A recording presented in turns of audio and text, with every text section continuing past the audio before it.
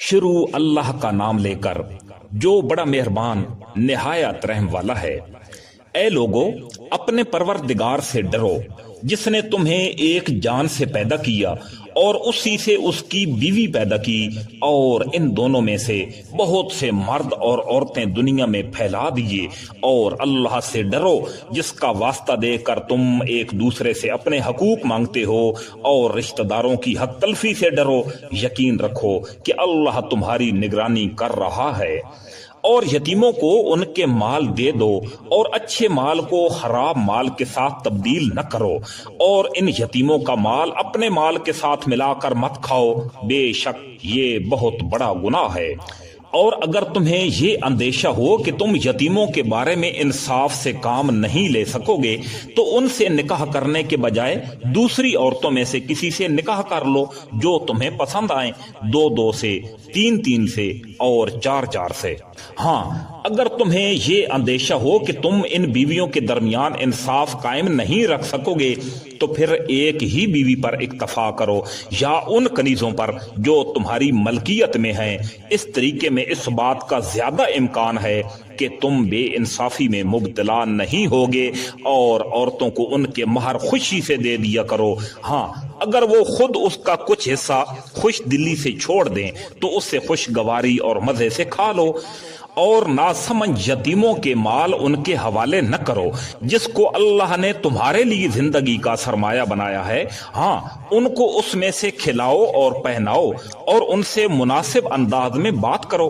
اور یتیموں کو جانچتے رہو یہاں تک کہ جب وہ نکاح کی عمر کو پہنچ جائیں، تو اگر تم یہ محسوس کرو کہ ان میں سمجھداری آ چکی ہے تو ان کے مال ان کے حوالے کر دو، اور یہ مال فضول خرچی کر کے اور یہ سمجھ کر جلدی نہ کھاؤ کہ کہیں وہ بڑے نہ ہو جائیں۔ اور یتیموں کے سرپرستوں میں سے جو خود مالدار ہو تو اس کو چاہیے کہ وہ اپنے آپ کو یتیم کا مال کھانے سے بالکل پاک رکھے۔ ہاں، اگر وہ خود محتاج ہو تو معروف طریقہ کار کو ملحوظ خاطر رکھتے ہوئے کھا لے، پھر جب تم ان کے مال ان کے حوالے کرو تو اس پر گواہ بنا لو، اور اللہ حساب لینے کے لیے کافی ہے۔ مردوں کے لیے بھی اس مال میں حصہ ہے جو والدین اور قریبی رشتہ داروں نے چھوڑا ہو، اور عورتوں کے لیے بھی اس مال میں حصہ ہے جو والدین اور قریبی رشتہ داروں نے چھوڑا ہو، چاہے وہ ترکہ تھوڑا ہو یا زیادہ۔ یہ حصہ اللہ کی طرف سے مقرر ہے۔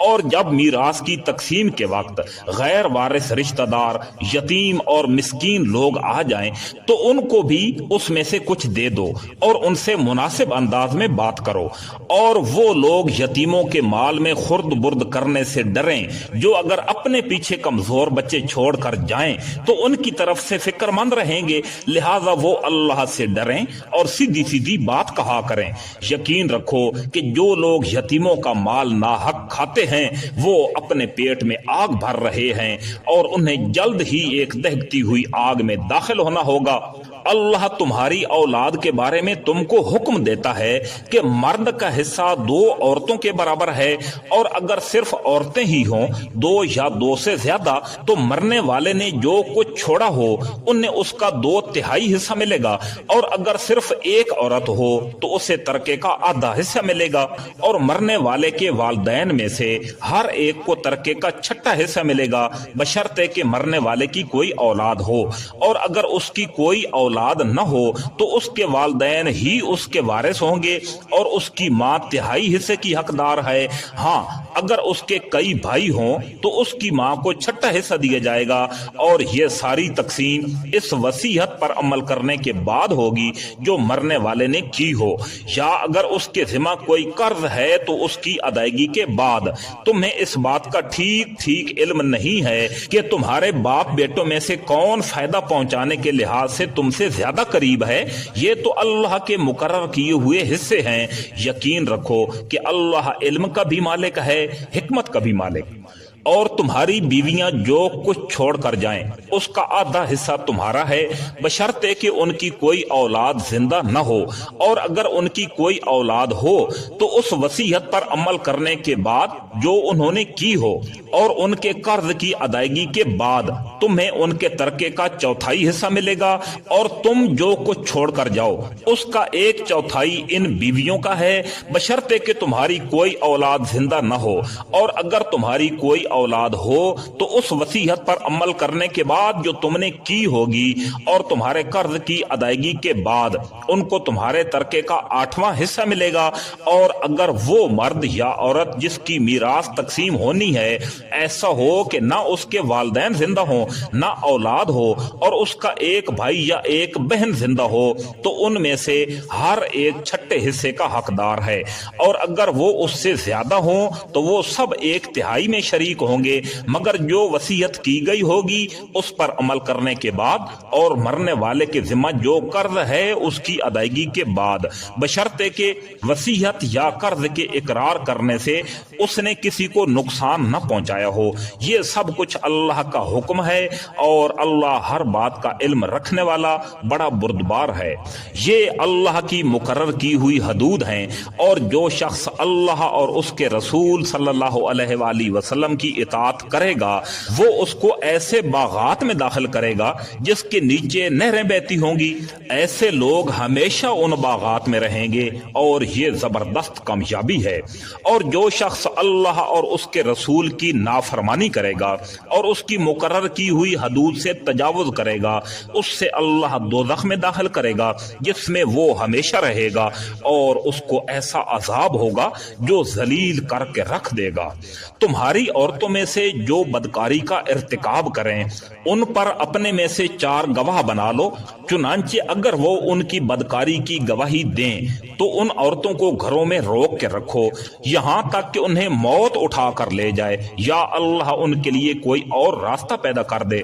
اور تم میں سے جو 2 مرد بدکاری کا ارتکاب کریں ان کو اذیت دو، پھر اگر وہ توبہ کر کے اپنی اصلاح کر لیں تو ان سے درگزر کرو، بے شک اللہ بہت توبہ قبول کرنے والا بڑا مہربان ہے۔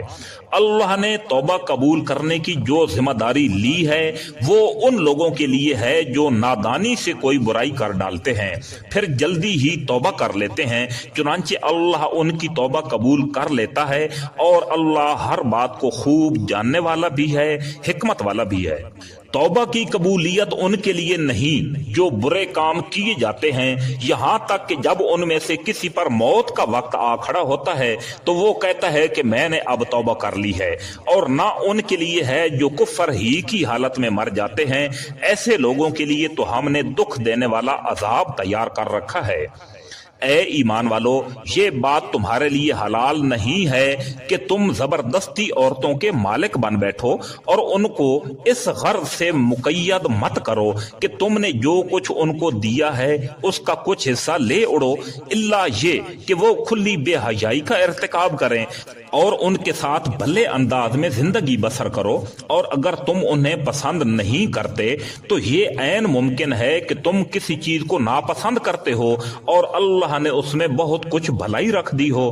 اور اگر تم ایک بیوی کے بدلے دوسری بیوی سے نکاح کرنا چاہتے ہو اور ان میں سے ایک کو ڈھیر سارا مہر دے چکے ہو تو اس میں سے کچھ واپس نہ لو، کیا تم بہتان لگا کر اور کھلا گناہ کر کے مہر واپس لوگے؟ اور آخر تم کیسے وہ مہر واپس لے سکتے ہو جبکہ تم ایک دوسرے کے اتنے قریب ہو چکے تھے اور انہوں نے تم سے بڑا بھاری عہد لیا تھا، اور جن عورتوں سے تمہارے باپ دادا کسی وقت نکاح کر چکے ہوں تم انہیں نکاح میں نہ لاؤ، البتہ پہلے جو کچھ ہو چکا وہ ہو چکا۔ یہ بڑی بے حیائی ہے، گھناؤنا عمل ہے اور بے راہ روی کی بات ہے۔ تم پر حرام کر دی گئی ہیں تمہاری مائیں، تمہاری بیٹیاں، تمہاری بہنیں، تمہاری پھپھیاں، تمہاری خالائیں اور بھتیجیاں اور بھانجیاں، اور تمہاری وہ مائیں جنہوں نے تمہیں دودھ پلایا ہے، اور تمہاری دودھ شریک بہنیں، اور تمہاری بیویوں کی مائیں، اور تمہارے زیر پرورش تمہاری ستیلی بیٹیاں جو تمہاری ان بیویوں کے پیٹ سے ہوں جن کے ساتھ تم نے خلوت کی ہو، ہاں اگر تم نے ان کے ساتھ خلوت نہ کی ہو اور انہیں طلاق دے دی ہو یا ان کا انتقال انتقال ہو گیا ہو تو تم پر ان لڑکیوں سے نکاح کرنے میں کوئی گناہ نہیں ہے، نیز تمہارے سلبی بیٹوں کی بیویاں بھی تم پر حرام ہیں، اور یہ بات بھی حرام ہے کہ تم دو بہنوں کو ایک ساتھ نکاح میں جمع کرو، البتہ جو کچھ پہلے ہو چکا وہ ہو چکا، بے شک اللہ بہت معاف کرنے والا بڑا مہربان ہے۔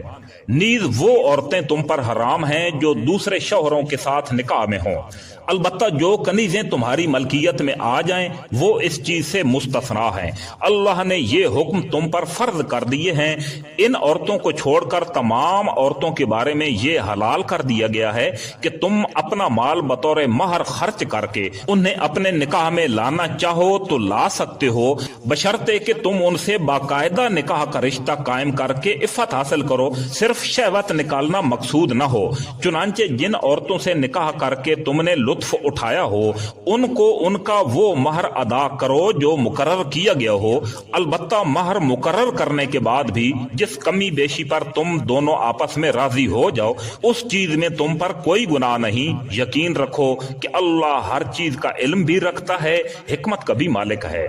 اور تم میں سے جو لوگ اس بات کی طاقت نہ رکھتے ہوں کہ آزاد مسلمان عورتوں سے نکاح کر سکیں تو وہ ان مسلمان کنیزوں میں سے کسی سے نکاح کر سکتے ہیں جو تمہاری ملکیت میں ہوں، اور اللہ کو تمہارے ایمان کی پوری حالت بخوبی علم ہے۔ تم سب آپس میں ایک جیسے ہو، لہذا ان کنیزوں سے ان کے مالکوں کی اجازت سے نکاح کر لو اور ان کو قاعدے کے مطابق ان کا مہر ادا کرو، بشرطے کہ ان سے نکاح کا رشتہ قائم کر کے انہیں پاک دامن بنایا جائے، نہ وہ صرف شہوت پوری کرنے کے لیے کوئی ناجائز کام کریں اور نہ خفیہ طور پر ناجائز آشنائیاں پیدا کریں۔ پھر جب وہ نکاح کی حفاظت میں آ جائیں اور اس کے بعد کسی بڑی بے حیائی یعنی زنا کا ارتکاب کریں تو ان پر اس سزا سے آدھی سزا واجب ہوگی جو غیر شادی شدہ آزاد عورتوں کے لیے مقرر ہے۔ یہ سب یعنی کنیزوں سے نکاح کرنا تم میں سے ان لوگوں کے لیے ہے جن کو نکاح نہ کرنے کی صورت میں گناہ میں مبتلا ہونے کا اندیشہ ہو، اور اگر تم صبر ہی کیے رہو تو یہ تمہارے لیے بہت بہتر ہے، اور اللہ بہت بخشنے والا بڑا مہربان ہے۔ اللہ چاہتا ہے کہ تمہارے لیے احکام کی وضاحت کر دے، اور جو نیک لوگ تم سے پہلے گزرے ہیں تم کو ان کے طور طریقوں پر لے آئے اور تم پر رحمت کے ساتھ توجہ فرمائے، اور اللہ ہر بات کا جاننے والا بھی ہے، حکمت والا بھی ہے۔ اللہ تو چاہتا ہے کہ تمہاری طرف توجہ کرے، اور جو لوگ نفسیاتی خواہشات کے پیچھے لگے ہوئے ہیں وہ چاہتے ہیں کہ تم راہ راست سے ہٹ کر بہت دور جا پڑو۔ اللہ چاہتا ہے کہ تمہارے لیے آسانی کا معاملہ کرے، اور انسان کمزور پیدا کیے ہوا ہے۔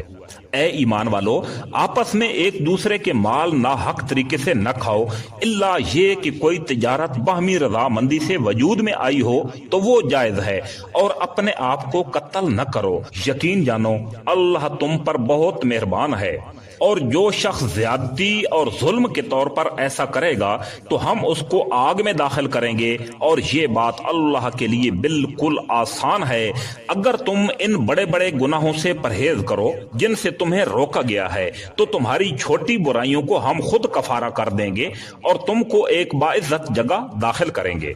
اور جن چیزوں میں ہم نے تم کو ایک دوسرے پر فوقیت دے رکھی ہے ان کی تمنا نہ کرو، مرد جو کچھ کمائی کریں گے ان کو اس میں سے حصہ ملے گا، اور عورتیں جو کچھ کمائی کریں گی ان کو اس میں سے حصہ ملے گا، اور اللہ سے اس کا فضل مانگا کرو، بے شک اللہ ہر چیز کو خوب جاننے والا ہے۔ اور ہم نے ہر اس مال کے کچھ وارث مقرر کیے ہیں جو والدین اور قریبی رشتہ دار چھوڑ کر جائیں، اور جن لوگوں سے تم نے کوئی عہد باندھا ہو ان کو ان کا حصہ دو، بے شک اللہ ہر چیز کا گواہ ہے۔ مرد عورتوں کے نگران ہیں کیونکہ اللہ نے ان میں سے ایک کو دوسرے پر فضیلت دی ہے، اور کیونکہ مردوں نے اپنے مال خرچ کیے ہیں، چنانچہ نیک عورتیں فرما بردار ہوتی ہیں، مرد کی غیر موجودگی میں اللہ کی دی ہوئی حفاظت سے ان کے حقوق کی حفاظت کرتی ہیں۔ اور جن عورتوں سے تمہیں سرکشی کا اندیشہ ہو تو پہلے انہیں سمجھاؤ،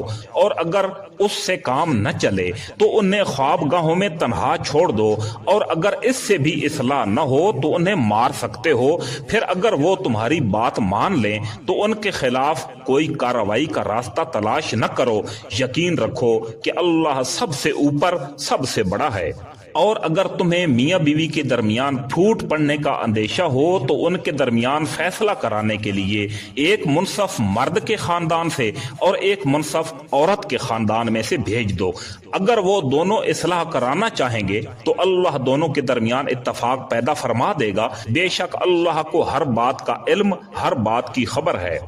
اور اللہ کی عبادت کرو اور اس کے ساتھ کسی کو شریک نہ ٹھہراؤ، اور والدین کے ساتھ اچھا سلوک کرو، نیز رشتہ داروں، یتیموں، مسکینوں، قریب والے پڑوسی، دور والے پڑوسی، ساتھ بیٹھے یا ساتھ کھڑے ہوئے شخص اور راہگیر کے ساتھ اور اپنے غلام باندیوں کے ساتھ بھی اچھا برتاؤ کرو، بے شک اللہ کسی اترانے والے شیخی باز کو پسند نہیں فرماتا۔ ایسے لوگ جو خود بھی کنجوسی کرتے ہیں اور دوسروں کو بھی کنجوسی کی تلقین کرتے ہیں، اور اللہ نے ان کو اپنے فضل سے جو کچھ دے رکھا ہے اسے چھپاتے ہیں، اور ہم نے ایسے ناشکروں کے لیے ذلیل کر دینے والا عذاب تیار کر رکھا ہے۔ اور وہ لوگ جو اپنے مال لوگوں کو دکھانے کے لیے خرچ کرتے ہیں اور نہ اللہ پر ایمان رکھتے ہیں نہ روز آخرت پر، اور شیطان جس کا ساتھی بن جائے تو وہ بدترین ساتھی ہوتا ہے۔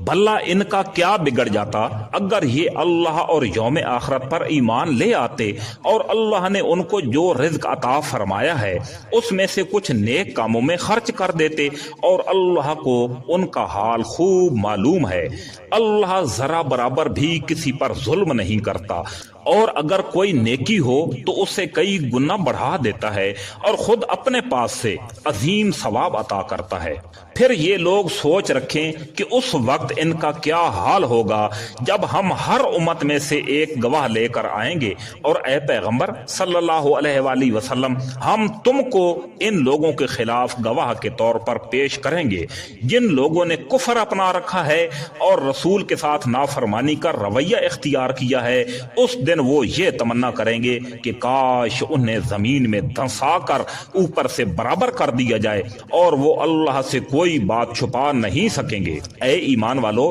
جب تم نشے کی حالت میں ہو تو اس وقت تک نماز کے قریب بھی نہ جانا جب تک تم جو کچھ کہہ رہے ہو اسے سمجھنے نہ لگو، اور جنابت کی حالت میں بھی جب تک غسل نہ کر لو نماز جائز نہیں ہے، الا یہ کہ تم مسافر ہو اور پانی نہ ملے تو تیمم کر کے نماز پڑھ سکتے ہو، اور اگر تم بیمار ہو یا سفر پر ہو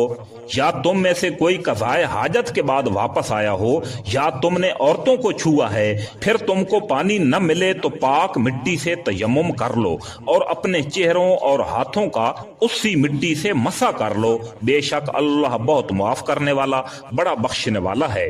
جن لوگوں کو کتاب یعنی تورات کے علم میں سے ایک حصہ دیا گیا تھا، کیا تم نے ان کو نہیں دیکھا کہ وہ کس طرح گمراہی مول لے رہے ہیں اور چاہتے یہ ہیں کہ تم بھی راستے سے بھٹک جاؤ؟ اور اللہ تمہارے دشمنوں کو خوب جانتا ہے، اور رکھوالا بننے کے لیے بھی اللہ کافی ہے، اور مددگار بننے کے لیے بھی اللہ کافی ہے۔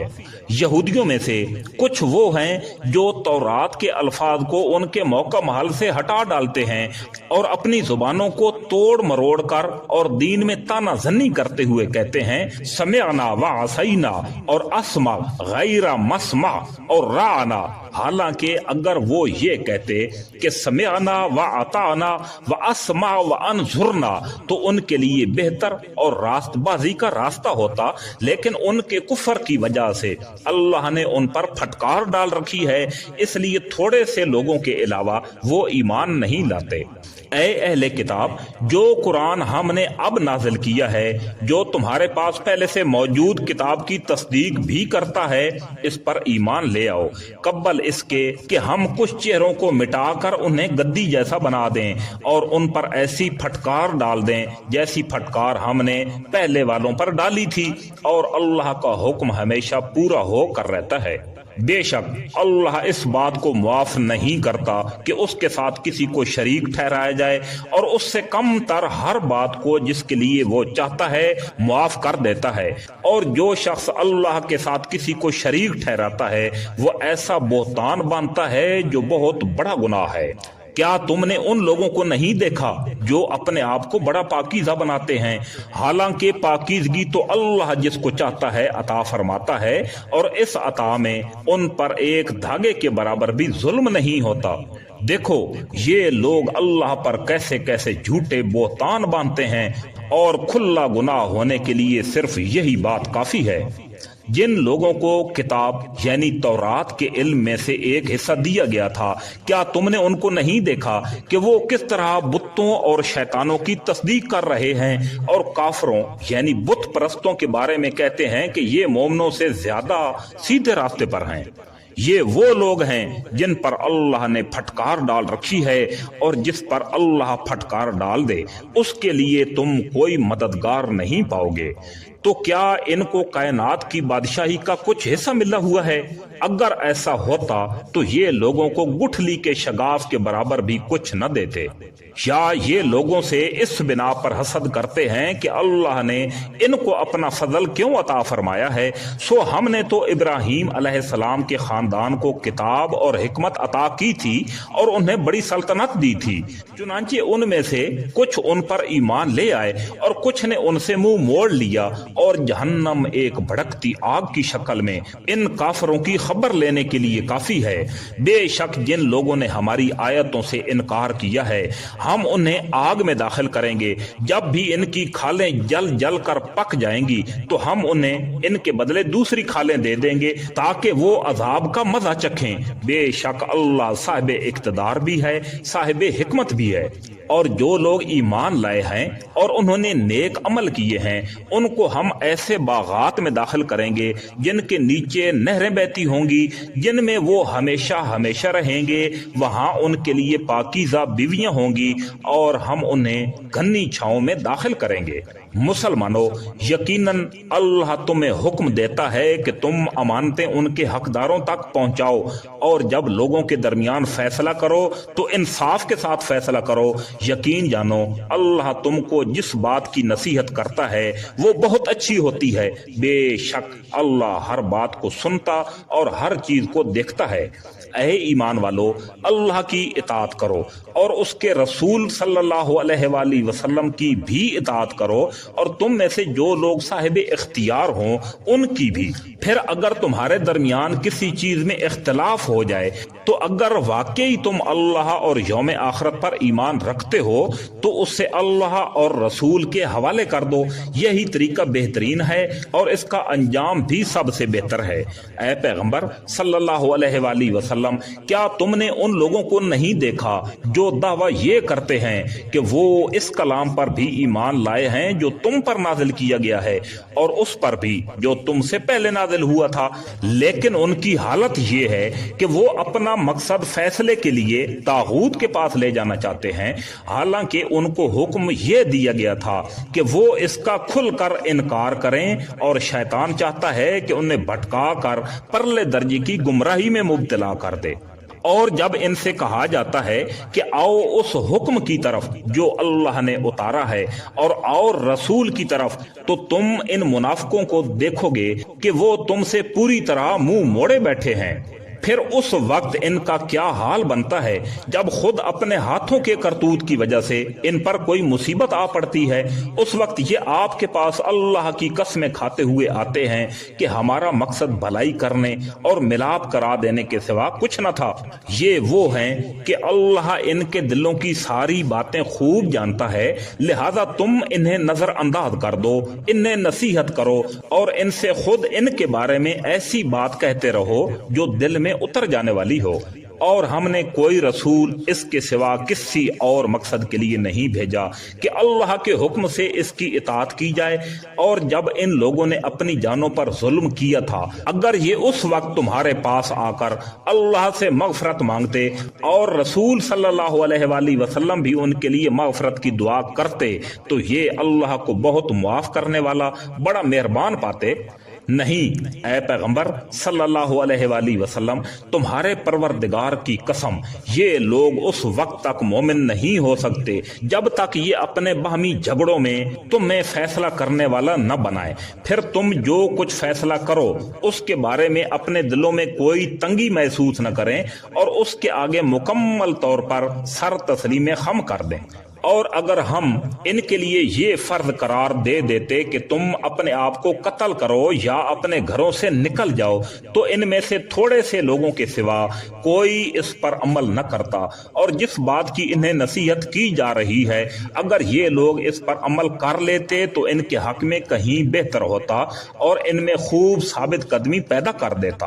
اور اس صورتحال میں ہم انہیں خود اپنے پاس سے یقیناً اجر عظیم عطا کرتے اور انہیں ضرور بالضرور سیدھے راستے تک پہنچا دیتے۔ اور جو لوگ اللہ اور رسول کی اطاعت کریں تو وہ ان کے ساتھ ہوں گے جن پر اللہ نے انعام فرمایا ہے، یعنی انبیاء، صدیقین، شہداء اور صالحین، اور وہ کتنے اچھے ساتھی ہیں۔ یہ فضیلت اللہ کی طرف سے ملتی ہے اور لوگوں کے حالات سے پوری طرح باخبر ہونے کے لیے اللہ کافی ہے۔ اے ایمان والو، دشمن سے مقابلے کے وقت اپنے بچاؤ کا سامان ساتھ رکھو، پھر الگ الگ دستوں کی شکل میں جہاد کے لیے نکل جاؤ یا سب لوگ اکٹھے ہو کر نکل جاؤ، اور یقیناً تم میں سے کوئی ایسا بھی ضرور ہوگا جو جہاد میں جانے سے سستی دکھائے گا، پھر اگر جہاد کے دوران تم پر کوئی مصیبت آ جائے تو وہ کہے گا کہ اللہ نے مجھ پر بڑا انعام کیا کہ میں ان لوگوں کے ساتھ موجود نہیں تھا، اور اگر اللہ کی طرف سے کوئی فضل یعنی فتح اور مال غنیمت تمہارے ہاتھ آ جائے تو وہ کہے گا گویا تمہارے اور اس کے درمیان کبھی کوئی دوستی تو تھی ہی نہیں کہ کاش میں بھی ان لوگوں کے ساتھ ہوتا تو بہت کچھ میرے بھی ہاتھ لگ جاتا۔ لہذا اللہ کے راستے میں وہ لوگ لڑیں جو دنیاوی زندگی کو آخرت کے بدلے بیچ دیں، اور جو اللہ کے راستے میں لڑے گا پھر چاہے قتل ہو جائے یا غالب آ جائے، ہر صورت میں ہم اس کو زبردست ثواب عطا کریں گے۔ اور اے مسلمانوں، تمہارے پاس کیا جواز ہے کہ اللہ کے راستے میں ان بے بس مردوں، عورتوں اور بچوں کی خاطر نہ لڑو جو یہ دعا کر رہے ہیں کہ اے ہمارے پروردگار، ہم میں اس بستی سے نکال لائیے جس کے باشندے ظلم توڑ رہے ہیں، اور ہمارے لیے اپنی طرف سے کوئی حامی پیدا کر دیجئے اور ہمارے لیے اپنی طرف سے کوئی مددگار کھڑا کر دیجئے۔ جو لوگ ایمان لائے ہوئے ہیں وہ اللہ کے راستے میں لڑتے ہیں، اور جن لوگوں نے کفر اپنا لیا ہے وہ طاغوت کے راستے میں لڑتے ہیں۔ لہذا اے مسلمانوں، تم شیطان کے دوستوں سے لڑو، یاد رکھو کہ شیطان کی چالیں در حقیقت کمزور ہیں۔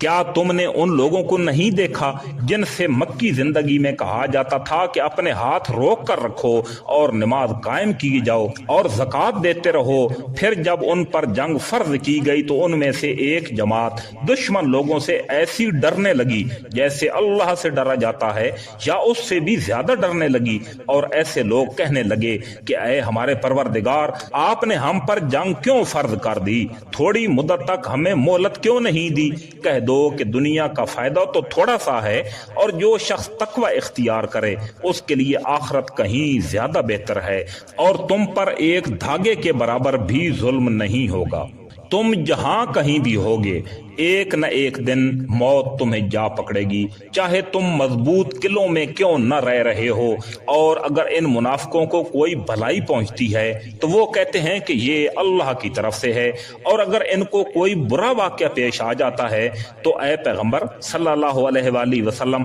وہ تم سے کہتے ہیں کہ یہ برا واقعہ آپ کی وجہ سے ہوا ہے۔ کہہ دو کہ ہر واقعہ اللہ کی طرف سے ہوتا ہے۔ ان لوگوں کو کیا ہو گیا ہے کہ یہ کوئی بات سمجھنے کے نزدیک تک نہیں آتے۔ تمہیں جو کوئی بھلائی پہنچتی ہے وہ ماذ اللہ کی طرف سے ہوتی ہے، اور جو کوئی برائی پہنچتی ہے وہ تمہارے اپنے سبب سے ہوتی ہے۔ اور اے پیغمبر صلی اللہ علیہ وآلہ وسلم، ہم نے تمہیں لوگوں کے پاس رسول بنا کر بھیجا ہے، اور اللہ اس بات کی گواہی دینے کے لیے کافی ہے۔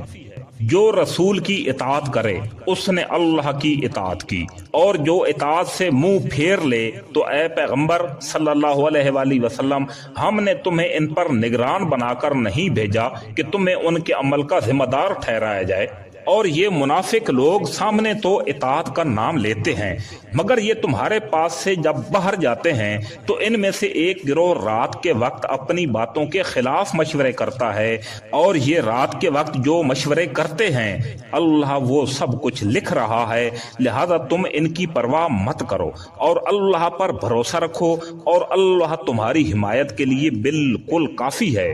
کیا یہ لوگ قرآن میں غور و فکر سے کام نہیں لیتے؟ اگر یہ اللہ کے سوا کسی اور کی طرف سے ہوتا تو وہ اس میں بکثرت اختلافات پاتے، اور جب ان کو کوئی بھی خبر پہنچتی ہے چاہے وہ امن کی ہو یا خوف پیدا کرنے والی تو یہ لوگ اسے تحقیق کے بغیر پھیلانا شروع کر دیتے ہیں، اور اگر یہ اس خبر کو رسول صلی اللہ علیہ وآلہ وسلم کے پاس یا اصحاب اختیار کے پاس لے جاتے تو ان میں سے جو لوگ اس کی کھوج نکالنے والے ہیں وہ اس کی حقیقت معلوم کر لیتے۔ اور مسلمانوں، اگر اللہ کا فضل اور اس کی رحمت تم پر نہ ہوتی تو تھوڑے سے لوگوں کو چھوڑ کر باقی سب شیطان کے پیچھے لگ جاتے۔ لہذا اے پیغمبر صلی اللہ علیہ وآلہ وسلم، تم اللہ کے راستے میں جنگ کرو، تم پر اپنے سوا کسی اور کی ذمہ داری نہیں ہے۔ ہاں، مومنوں کو ترغیب دیتے رہو، کچھ بعید نہیں کہ اللہ کافروں کی جنگ کا زور توڑ دے، اور اللہ کا زور سب سے زیادہ زبردست ہے، اس کی سزا بڑی سخت ہے۔ جو شخص کوئی اچھی سفارش کرتا ہے اس کو اس میں سے حصہ ملتا ہے، اور جو کوئی بری سفارش کرتا ہے اس سے اس برائی میں سے حصہ ملتا ہے، اور اللہ ہر چیز پر نظر رکھنے والا ہے۔ اور جب تمہیں کوئی شخص سلام کرے تو تم اس سے بھی بہتر طریقے کے ساتھ جواب دو، یا کم از کم انہی الفاظ میں اس کا جواب دے دو، بے شک اللہ ہر چیز کا حساب رکھنے والا ہے۔ اللہ وہ ہے کہ اس کے سوا کوئی خدا نہیں، وہ تمہیں ضرور بالضرور قیامت کے دن اکٹھا کرے گا جس کے آنے میں کوئی شک نہیں ہے، اور کون ہے جو اللہ سے زیادہ بات کا سچا ہو۔ پھر تمہیں کیا ہو گیا کہ منافقوں کے بارے میں تم دو گروہ بن گئے، حالانکہ انہوں نے جیسے کام کیے ہیں ان کی بنا پر اللہ نے ان کو اوندھا کر دیا ہے۔ کیا تم یہ چاہتے ہو کہ ایسے شخص کو ہدایت پر لاؤ جس سے اللہ اس کی خواہش کے مطابق گمراہی میں مبتلا کر چکا، اور جس سے اللہ گمراہی میں مبتلا کر دے اس کے لیے تم ہرگز کوئی بھلائی کا راستہ نہیں پا سکتے۔ یہ لوگ چاہتے ہیں کہ جس طرح انہوں نے کفر کو اپنا لیا ہے اسی طرح تم بھی کافر بن کر سب برابر ہو جاؤ، لہٰذا اے مسلمانوں، تم ان میں سے کسی کو اس وقت تک دوست نہ بناؤ جب تک وہ اللہ کے راستے میں ہجرت نہ کرے، چنانچہ اگر وہ ہجرت سے اعراض کریں تو ان کو پکڑو، اور جہاں بھی انہیں پاؤ انہیں قتل کر دو، اور ان میں سے کسی کو اپنا دوست نہ بناؤ نہ مددگار بناؤ۔ ہاں، وہ لوگ اس حکم سے مستثنا ہیں جو کسی ایسی قوم سے جا ملیں جن کے اور تمہارے درمیان کوئی صلح کا معاہدہ ہے، یا وہ لوگ جو تمہارے پاس اس طرح آئیں کہ ان کے دل تمہارے خلاف جنگ کرنے سے بھی بیزار ہوں اور اپنی قوم کے خلاف جنگ کرنے سے بھی بیزار ہوں، اور اگر اللہ چاہتا تو انہیں تم پر مسلط کر دیتا تو وہ تم سے ضرور جنگ کرتے، چنانچہ اگر وہ تم سے کنارہ کشی کرتے ہوئے تم سے جنگ نہ کریں اور تم کو امن کی پیشکش کر دیں تو اللہ نے تم کو ان کے خلاف کسی کارروائی کا کوئی حق نہیں دیا۔ منافقین میں کچھ دوسرے لوگ تمہیں ایسے ملیں گے جو یہ چاہتے ہیں کہ وہ تم سے بھی محفوظ رہیں اور اپنی قوم سے بھی محفوظ رہیں، مگر جب کبھی ان کو فتنے کی طرف واپس بلایا جائے تو وہ اس میں اوندھے منہ جا گرتے ہیں۔ چنانچہ اگر یہ لوگ تم سے جنگ کرنے سے علیحدگی اختیار نہ کریں اور نہ تمہیں امن کی پیشکش کریں اور نہ اپنے ہاتھ روکیں تو ان کو بھی پکڑو، اور جہاں کہیں انہیں پاؤ انہیں قتل کر ڈالو۔ ایسے لوگوں کے خلاف اللہ نے تم کو کھلا کھلا اختیار دے رکھا ہے۔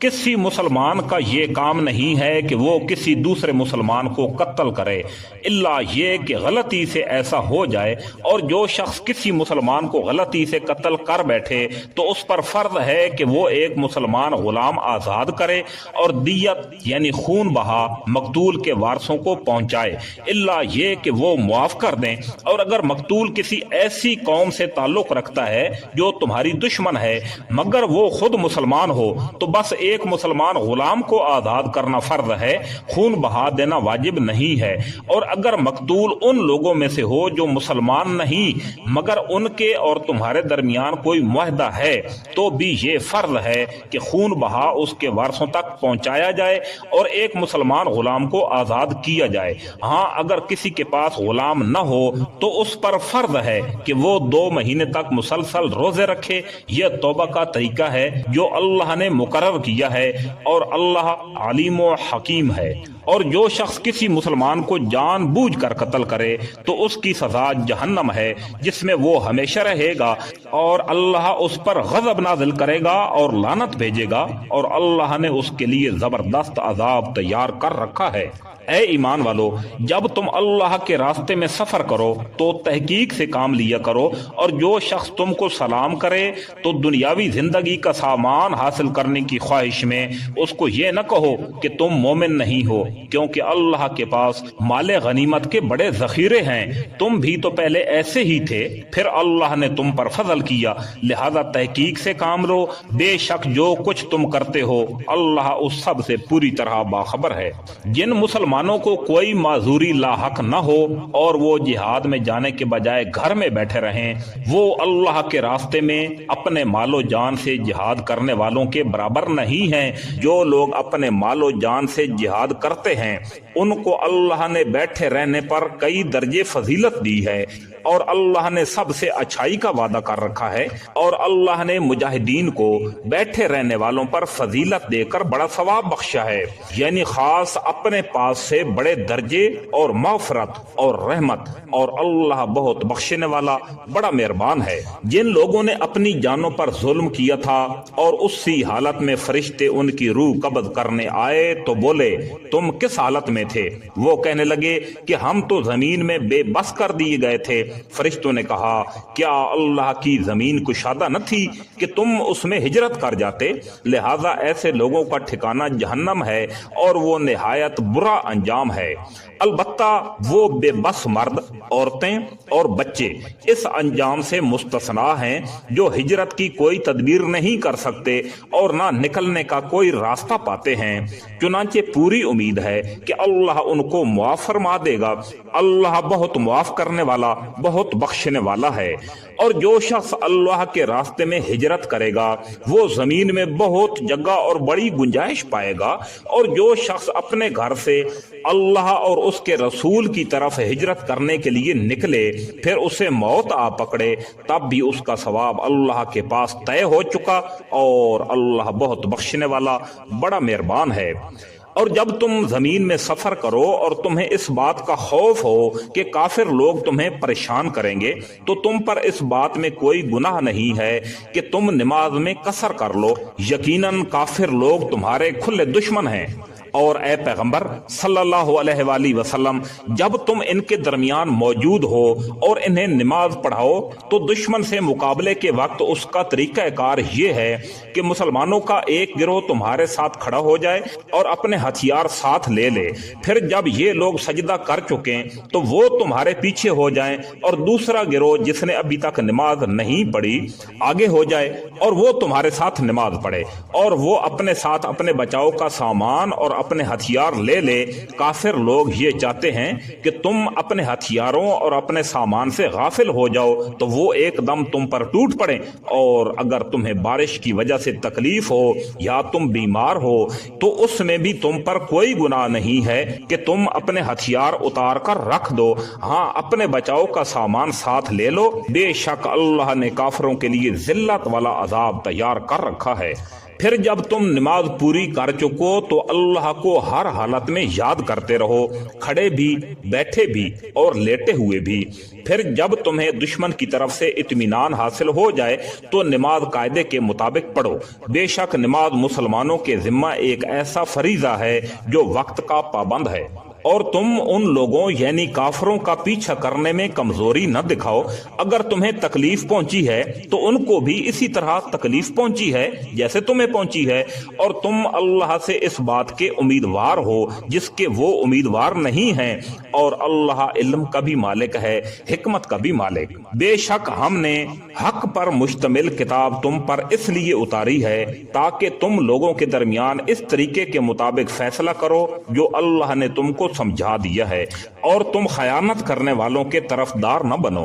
اور اللہ سے مغفرت طلب کرو، بے شک اللہ بہت بخشنے والا بڑا مہربان ہے۔ اور کسی تنازع میں ان لوگوں کی وکالت نہ کرنا جو خود اپنی جانوں سے خیانت کرتے ہیں، اللہ کسی بھی خیانت کرنے والے گناہگار کو پسند نہیں فرماتا۔ یہ لوگوں سے تو شرماتے ہیں اور اللہ سے نہیں شرماتے، حالانکہ وہ اس وقت بھی ان کے پاس ہوتا ہے جب وہ راتوں کو ایسی باتیں کرتے ہیں جو اللہ کو پسند نہیں، اور جو کچھ یہ کہہ رہے ہیں اللہ نے اس سب کا احاطہ کر رکھا ہے۔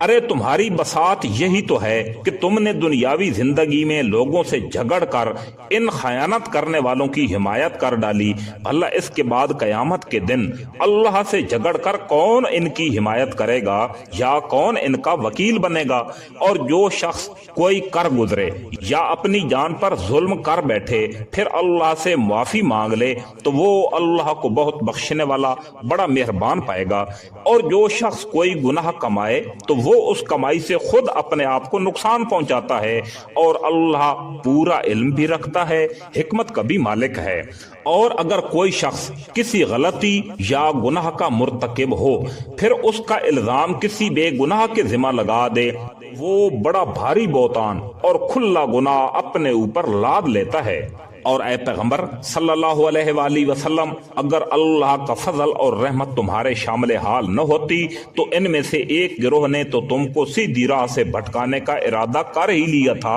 اور در حقیقت یہ اپنے سوا کسی کو نہیں بھٹکا رہے ہیں، اور یہ تم کو ذرا برابر بھی نقصان نہیں پہنچائیں گے۔ اللہ نے تم پر کتاب اور حکمت نازل کی ہے اور تم کو ان باتوں کا علم دیا ہے جو تم نہیں جانتے تھے، اور تم پر اللہ کا فضل ہمیشہ بہت زیادہ رہا ہے۔ لوگوں کی بہت سی خفیہ سرگوشیوں میں کوئی خیر نہیں ہوتی الا یہ کہ کوئی شخص صدقے کا یا کسی نیکی کا یا لوگوں کے درمیان اصلاح کا حکم دے، اور جو شخص اللہ کی خوشنودی حاصل کرنے کے لیے ایسا کرے گا ہم اس کو زبردست ثواب عطا کریں گے، اور جو شخص اپنے سامنے ہدایت واضح ہونے کے بعد بھی رسولوں کی مخالفت کرے اور مومنوں کے راستے کے سوا کسی اور راستے کی پیروی کرے، اس کو ہم اسی راہ کے حوالے کر دیں گے جو اس نے خود اپنائی ہے، اور اسے دوزخ میں جھونکیں گے، اور وہ بہت برا ٹھکانہ ہے۔ بے شک اللہ اس بات کو نہیں بخشتا کہ اس کے ساتھ کسی کو شریک ٹھہرایا جائے، اور اس سے کم تر ہر گناہ کی جس کے لیے چاہتا ہے بخشش کر دیتا ہے، اور جو شخص اللہ کے ساتھ کسی کو شریک ٹھہراتا ہے وہ راہ راست سے بھٹک کر بہت دور جا گرتا ہے۔ اللہ کو چھوڑ کر جن سے یہ دعائیں مانگ رہے ہیں وہ صرف چند زنانیاں ہیں، اور جس کو یہ پکار رہے ہیں وہ اس سرکش شیطان کے علاوہ کوئی نہیں جن پر اللہ نے پھٹکار ڈال رکھی ہے، اور اس نے اللہ سے یہ کہہ رکھا ہے کہ میں تیرے بندوں سے ایک طے شدہ حصہ لے کر رہوں گا، اور میں انہیں راہ راست سے بھٹکا کر رہوں گا، اور انہیں خوب آرزوئیں دلاؤں گا، اور انہیں حکم دوں گا تو وہ چوپایوں کے کان چیر ڈالیں گے، اور انہیں حکم دوں گا تو وہ اللہ کی تخلیق میں تبدیلی پیدا کریں گے، اور جو شخص اللہ کے بجائے شیطان کو دوست بنائے اس نے کھلا کھلا خسارے کا سودا کیا۔ وہ تو ان سے وعدے کرتا ہے اور انہیں آرزوؤں میں مبتلا کرتا ہے، جبکہ حقیقت یہ ہے کہ شیطان ان سے جو بھی وعدے کرتا ہے وہ دھوکے کے سوا کچھ نہیں۔ ان سب کا ٹھکانہ جہنم ہے، اور ان کو اس سے بچنے کے لیے کوئی راہ فرار نہیں ملے گی۔ اور جو لوگ ایمان لائے اور انہوں نے نیک عمل کیے ہیں ہم ان کو ایسے باغات میں داخل کریں گے جن کے نیچے نہریں بہتی ہوں گی اور ان میں ہمیشہ ہمیشہ رہیں گے۔ یہ اللہ کا سچا وعدہ ہے اور اللہ سے زیادہ بات کا سچا کون ہو سکتا ہے؟ نہ تمہاری تمنائیں جنت میں جانے کے لیے کافی ہیں نہ اہل کتاب کی آرزویں۔ جو بھی برا عمل کرے گا اس کی سزا پائے گا اور اللہ کے سوا اس سے کوئی یار و مددگار نہیں ملے گا۔ اور جو شخص نیک کام کرے گا چاہے وہ مرد ہو یا عورت بشرطے کہ مومن ہو تو ایسے لوگ جنت میں داخل ہوں گے اور کھجور کی گٹھلی کے شگاف برابر بھی ان پر ظلم نہیں ہوگا۔ اور اس سے بہتر کس کا دین ہوگا جس نے اپنے چہرے سمیت سارے وجود کو اللہ کے سامنے جھکا دیا ہو جبکہ وہ نیکی کا خوگر بھی ہو، اور جس نے سیدھے سچے ابراہیم علیہ السلام کے دین کی پیروی کی ہو۔ اور یہ معلوم ہی ہے کہ اللہ نے ابراہیم علیہ السلام کو اپنا خاص دوست بنا لیا تھا، اور آسمانوں اور زمین میں جو کچھ ہے اللہ ہی کا ہے، اور اللہ نے ہر چیز کو اپنی قدرت کے احاطے میں لے لیا ہے۔ اور اے پیغمبر صلی اللہ علیہ وآلہ وسلم، لوگ تم سے عورتوں کے بارے میں شریعت کا حکم پوچھتے ہیں، کہہ دو کہ اللہ تم کو ان کے بارے میں حکم بتاتا ہے، اور اس کتاب یعنی قرآن کی وہ آیتیں جو تم کو پڑھ کر سنائی جاتی ہیں وہ بھی ان یتیم عورتوں کے بارے میں شرعی حکم بتاتی ہیں جن کو تم ان کا مقررہ شدہ حق نہیں دیتے اور ان سے نکاح کرنا بھی چاہتے ہو۔ نیز کمزور بچوں کے بارے میں بھی حکم بتاتی ہیں اور یہ تاکید کرتی ہیں کہ تم یتیموں کی خاطر انصاف قائم کرو، اور تم جو بھلائی کا کام کرو گے اللہ کو اس کا پورا پورا علم ہے۔ اور اگر کسی عورت کو اپنے شوہر کی طرف سے زیادتی یا بیزاری کا اندیشہ ہو تو ان میاں بیوی کے لیے اس میں کوئی مضائقہ نہیں ہے کہ وہ آپس کے اتفاق سے کسی قسم کی صلح کر لیں، اور صلح کر لینا بہتر ہے۔ اور انسانوں کے دل میں کچھ نہ کچھ لالچ کا مادہ تو رکھ ہی دیا گیا ہے، اور اگر احسان اور تقوی سے کام لو تو جو کچھ تم کرو گے اللہ اس سے پوری طرح باخبر ہے۔ اور عورتوں کے درمیان مکمل برابری رکھنا تو تمہارے بس میں نہیں، چاہے تم ایسا چاہتے بھی ہو، البتہ کسی ایک طرف پورے کے پورے نہ جھک جاؤ کہ دوسری کو ایسا بنا کر چھوڑ دو جیسے کوئی درمیان میں لٹکی ہوئی چیز۔ اور اگر تم اصلاح اور تقوی سے کام لوگے تو یقین رکھو کہ اللہ بہت بخشنے والا بڑا مہربان ہے۔ اور اگر دونوں جدا ہی ہو جائیں تو اللہ اپنی قدرت اور رحمت کی وسعت سے دونوں کو ایک دوسرے کی حاجت سے بے نیاز کر دے گا۔ اللہ بڑی وسعتوں والا بڑی حکمت والا ہے۔ اور آسمانوں اور زمین میں جو کچھ ہے اللہ ہی کا ہے۔ ہم نے تم سے پہلے اہل کتاب کو بھی اور تم میں بھی یہی تاکید کی ہے کہ اللہ سے ڈرو، اور اگر تم کفر اپناؤ گے تو اللہ کا کیا نقصان ہے، کیونکہ آسمانوں اور زمین میں جو کچھ ہے اللہ ہی کا ہے، اور اللہ ہر ایک سے بے نیاز اور بذات خود تعریف کے قابل ہے۔ اور آسمانوں اور زمین میں جو کچھ ہے اللہ ہی کا ہے، اور کام بنانے کے لیے اللہ ہی کافی ہے۔ اور اگر وہ چاہے تو اے لوگو تم سب کو دنیا سے لے جائے اور دوسروں کو تمہاری جگہ یہاں لے آئے۔ اللہ اس بات کی پوری قدرت رکھتا ہے۔ جو شخص صرف دنیا کا ثواب چاہتا ہو اس سے یاد رکھنا چاہیے کہ اللہ کے پاس دنیا اور آخرت دونوں کا ثواب موجود ہے۔ اللہ ایسا ہے کہ ہر بات کو سنتا اور ہر چیز کو جانتا ہے۔ اے ایمان والو، انصاف قائم کرنے والے بنو، اللہ کی خاطر گواہی دینے والے، چاہے وہ گواہی تمہارے اپنے خلاف پڑتی ہو یا والدین اور قریبی رشتہ داروں کے خلاف۔ وہ شخص جس کے خلاف گواہی دینے کا حکم دیا جا رہا ہے چاہے امیر ہو یا غریب، اللہ دونوں قسم کے لوگوں کا تم سے زیادہ خیر خواہ ہے۔ لہذا ایسی نفسیاتی خواہش کے پیچھے نہ چلنا جو تمہیں انصاف کرنے سے روکتی ہو، اور اگر تم توڑ مروڑ کرو گے یعنی غلط گواہی دو گے یا سچی گواہی دینے سے پہلو بچاؤ گے تو یاد رکھنا کہ اللہ تمہارے کاموں سے پوری طرح باخبر ہے۔ اے ایمان والو، اللہ پر ایمان رکھو اور اس کے رسول صلی اللہ علیہ وآلہ وسلم پر اور اس کتاب پر جو اللہ نے اپنے رسول پر اتاری ہے، اور ہر اس کتاب پر جو اس نے پہلے اتاری تھی۔ اور جو شخص اللہ کا، اس کے فرشتوں کا، اس کی کتابوں کا اور اس کے رسولوں کا اور یوم آخرت کا انکار کرے وہ بھٹک کر گمراہی میں بہت دور جا پڑا ہے۔ جو لوگ ایمان لائے اور پھر کافر ہو گئے پھر ایمان لے آئے، پھر کافر ہو گئے، پھر کفر میں بڑھتے ہی چلے گئے، اللہ ان کو بخشنے والا نہیں ہے اور نہ انہیں راستے پر لانے والا ہے۔ منافقوں کو یہ خوشخبری سنا دو کہ ان کے لیے ایک دکھ دینے والا عذاب تیار ہے۔ وہ منافق جو مسلمانوں کے بجائے کافروں کو دوست بناتے ہیں، کیا وہ ان کے پاس عزت تلاش کر رہے ہیں؟ حالانکہ عزت تو ساری کی ساری اللہ ہی کی ہے۔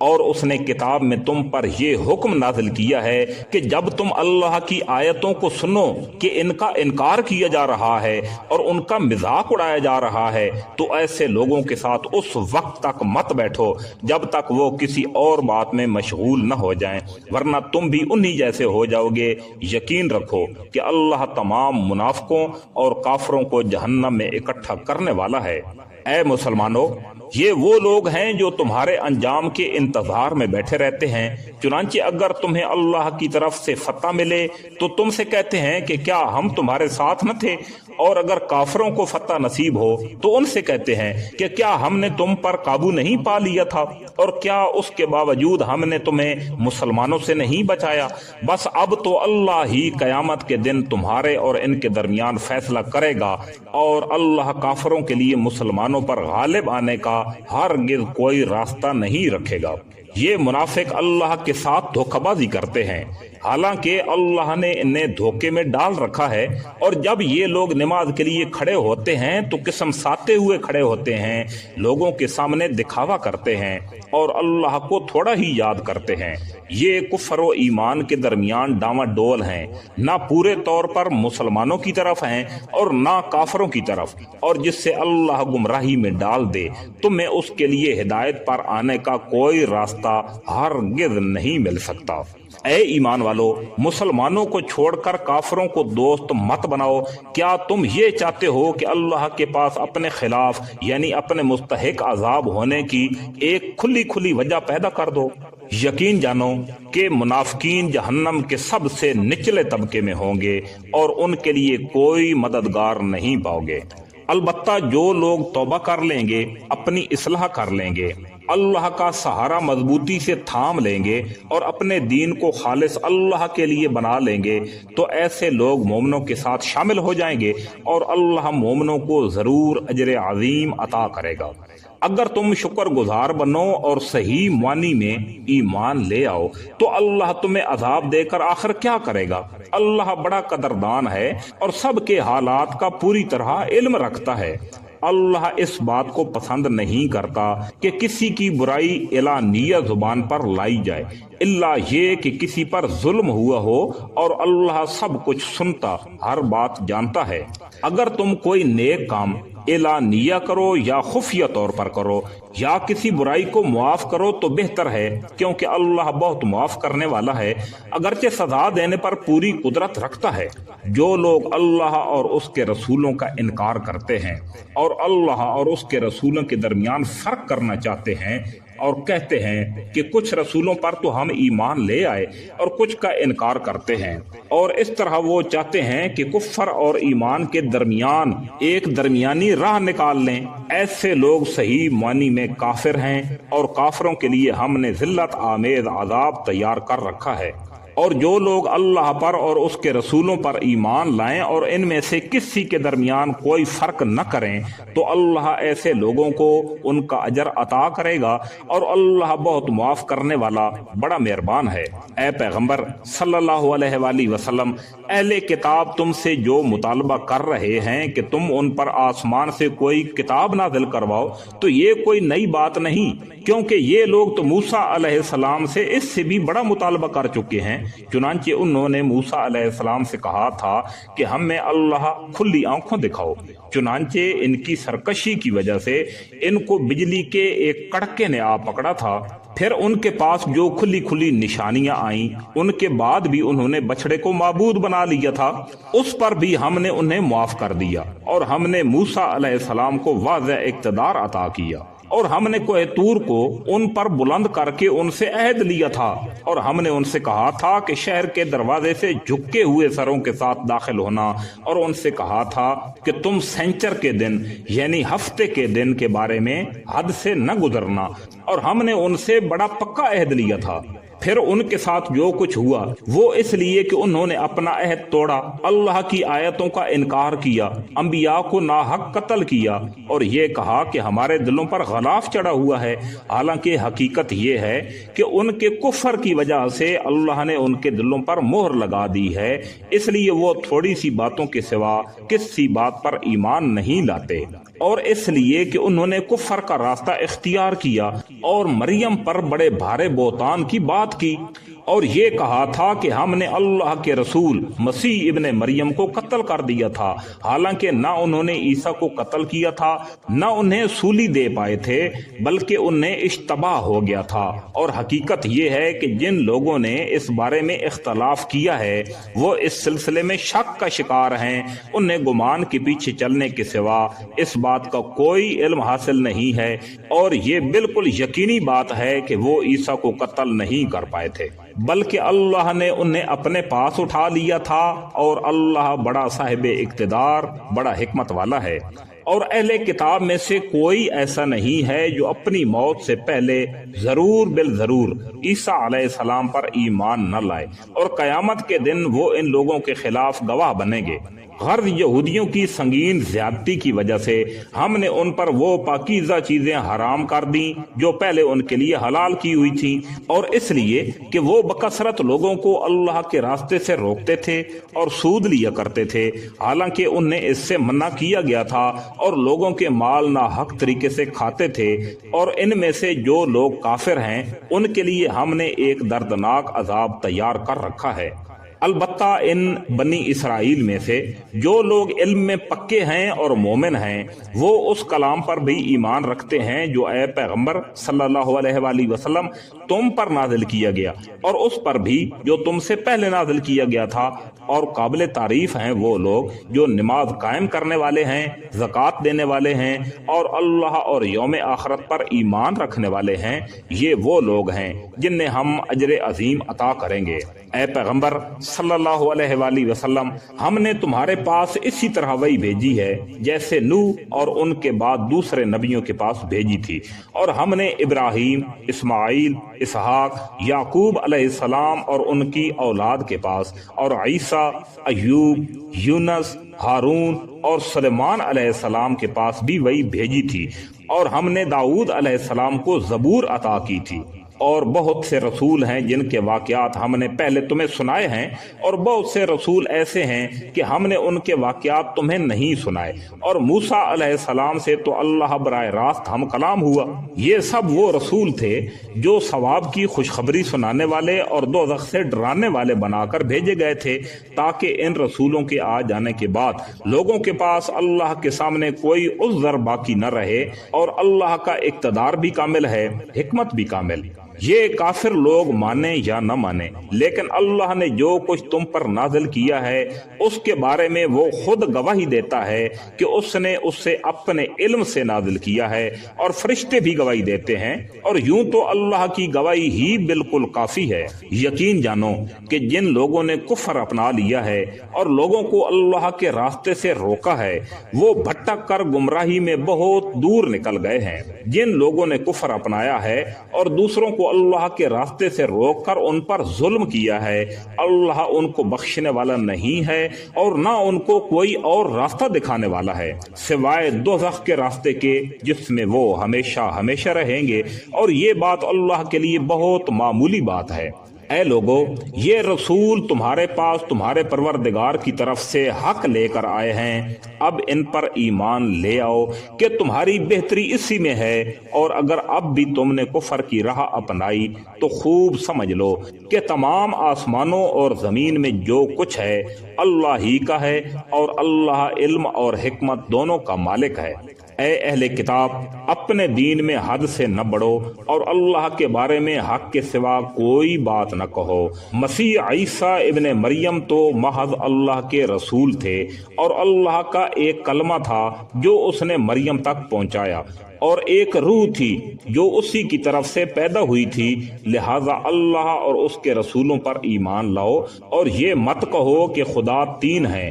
اس بات سے باز آ جاؤ کہ اسی میں تمہاری بہتری ہے۔ اللہ تو ایک ہی معبود ہے، وہ اس بات سے بالکل پاک ہے کہ اس کا کوئی بیٹا ہو۔ آسمانوں اور زمین میں جو کچھ ہے اسی کا ہے اور سب کی دیکھ بھال کے لیے اللہ کافی ہے۔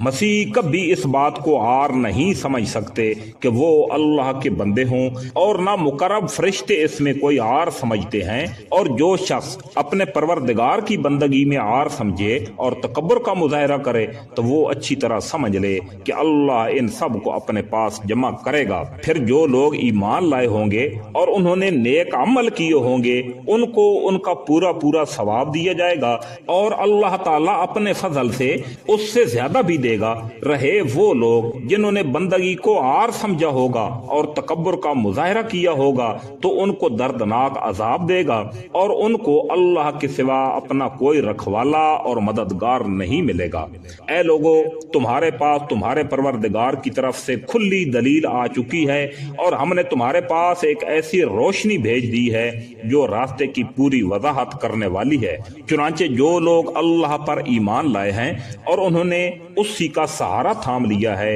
اللہ ان کو اپنے فضل اور رحمت میں داخل کرے گا اور انہیں اپنے پاس آنے کے لیے سیدھے راستے تک پہنچائے گا۔ اے پیغمبر صلی اللہ علیہ وآلہ وسلم، لوگ تم سے کلالہ کے بارے میں پوچھتے ہیں۔ کلالہ اس شخص کو کہتے ہیں جس کے انتقال کے وقت نہ اس کا باپ دادا زندہ ہو اور نہ کوئی بیٹا یا پوتا زندہ ہو۔ کہہ دو کہ اللہ تمہیں کلالہ کے بارے میں حکم بتاتا ہے، اگر کوئی شخص اس حال میں مر جائے کہ اس کی اولاد نہ ہو اور اس کی ایک بہن ہو تو وہ اس ترکے میں سے آدھے کی حقدار ہوگی، اور اگر اس بہن کی اولاد نہ ہو اور وہ مر جائے اور اس کا بھائی زندہ ہو تو وہ اس بہن کا وارث ہوگا، اور اگر بہنیں دو ہیں تو بھائی کے ترکے سے وہ 2/3 کی حقدار ہوں گی، اور اگر مرنے والے کے بھائی بھی ہوں اور بہنیں بھی تو ایک مرد کو 2 عورتوں کے برابر حصہ ملے گا۔ اللہ تمہارے سامنے وضاحت کرتا ہے تاکہ تم گمراہ نہ ہو، اور اللہ ہر چیز کا پورا علم رکھتا ہے۔